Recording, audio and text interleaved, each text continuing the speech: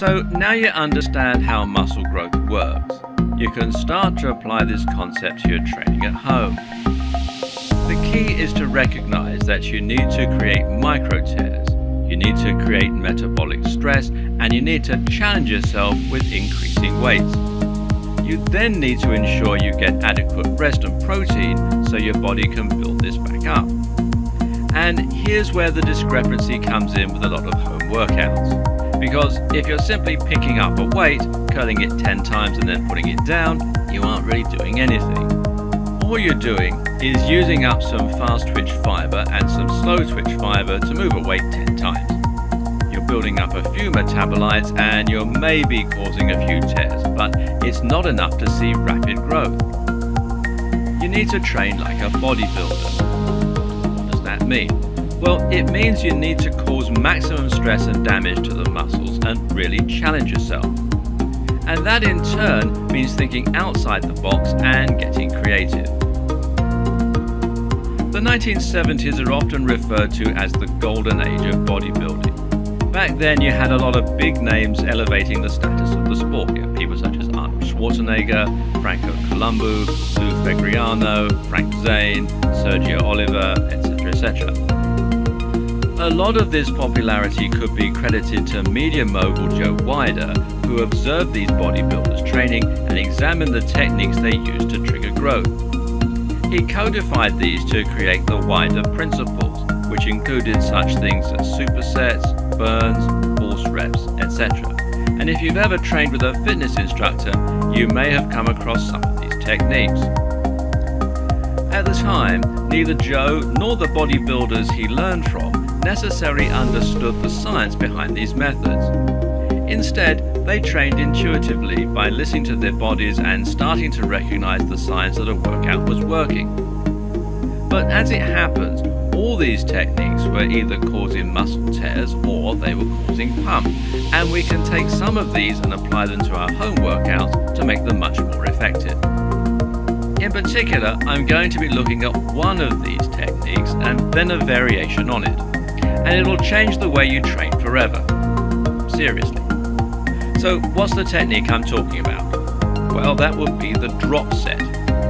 Now, a drop set is a routine where you start with a heavy weight. You have probably something you can lift for about 8 to 10 reps. You then perform your repetitions as normal until failure.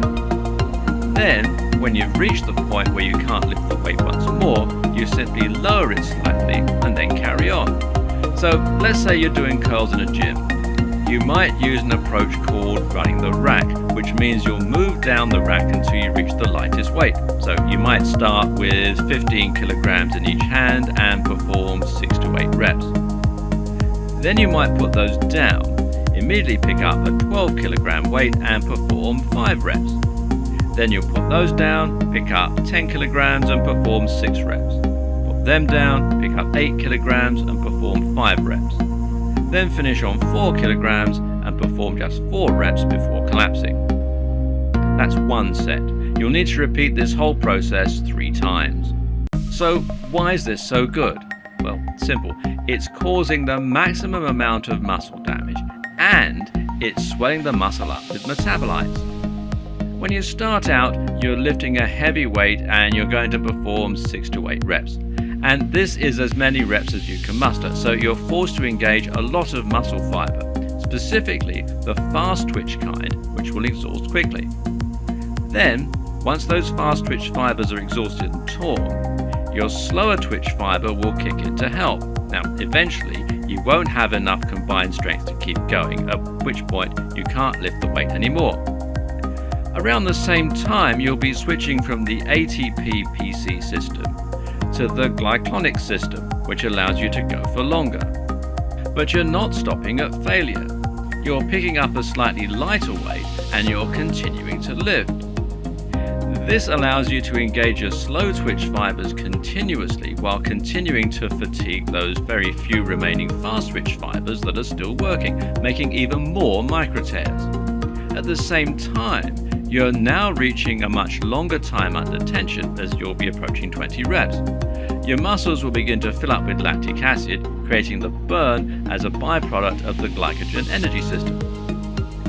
You eventually fail as a result, but then you drop the weight and you continue to go. You're now relying entirely on slow twitch fiber, and you're starting to tear those too, causing maximum muscle damage. Eventually it gets to the point where even 5 kilograms is too much, at which point you've caused maximum damage that will lead to maximum growth of all types. It couldn't be more different from simply performing 10 reps of an exercise that you can do comfortably.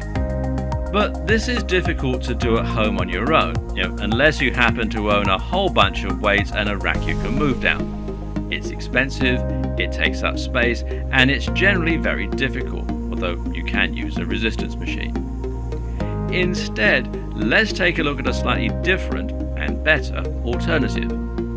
That alternative is the mechanical drop set, and this is going to be the ultimate tool for breaking down your muscle and for stimulating growth, and most people still don't recognize just how powerful this technique is.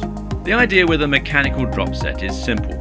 You can't make the weight easier to keep on going down because adjusting the dumbbells is limited and it takes too long, and of course because you don't own a whole lot of weights. So instead you're going to change the exercise immediately and on the spot to one that is slightly easier. Now, for example, you perform curls to failure and then swap to hammer curls using a different grip, which makes them easier. Then you might move straight to chin-ups, which works the biceps in a similar range of motion, and then to assisted chin-ups, putting your feet on a chair. You've still managed to drop down 4 times and create one giant set, but much more quickly and with just one weight. What's more, you're hitting the muscle from lots of different angles to help create an even more all-round routine. You can also insert some of Wider's other techniques as part of your mechanical drop set. Cheats, for example, are exercises that you cheat on by using a momentum to get through them, etc. For instance, you might swing your body in order to help with a curl. Now, this isn't as good as a proper curl, but as part of a drop set following proper curls, it works just great. Or you might perform burns, just barely moving the weight at the lowest point in the movement because that's all you can do now. Use this technique to create circuits, and as an added bonus, the routine will be quite cardio intensive so as to generate more growth hormones and to help you burn some fat too. The other great thing about a mechanical drop set performed like a circuit? Well, it allows you to fit in a lot more intensive training into a shorter amount of time. This allows you to use a very effective training split, which refers to the days you'll train a particular muscle group. Specifically, the one we're going to be using is the push-pull legs routine, or PPL.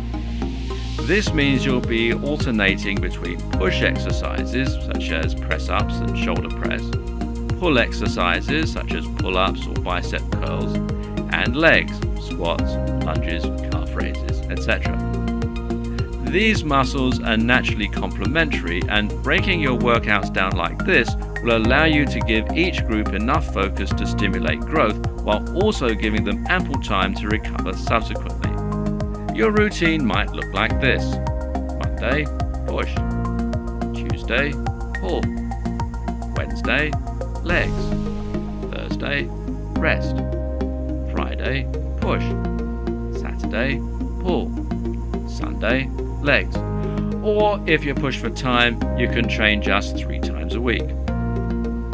Now, I'm not going to demonstrate full workouts for you here for each and every body part because that's your job to come up with, and it would be a waste of time as I don't know what your goals are or what your equipment's like. Instead, here is an example of what a workout for the pecs might look like if you performed it at home. Okay, let's take a start with the push routine. You have 3 rounds. For the pecs, you're going to have 6 times 20 kilograms in each hand, dumbbell flies on the bench. 8 times 20 kilograms, again each hand, dumbbell presses on the bench. Then you're going to do 10 ring dips, 10 clapping press-ups, 10 rocking press-ups, that's where you dip down on each side, and 20 press-ups. Then you're going to do 20 press-ups on your knees, and then a 2-minute rest. Then you move on to the triceps. Now that means 8 10 kilogram tricep kickbacks, followed by 6 10 kilogram dumbbell runners. Now this is slow motion running, holding dumbbells and fully extending your arms behind. Then you're going to do 15 rocking tricep dips either side, 10 tricep dips, 5 tricep body weight extensions, 10 tricep burns, and then another 2-minute rest. Then for the shoulders, you do 8 20 kilogram shoulder press, 6 20 kilogram inclined dumbbell press. Now use a floor cushion to prop up your back if you don't have a bench. 5 handstand presses using a wall if needed, 10 decline press ups, and then another 2-minute rest.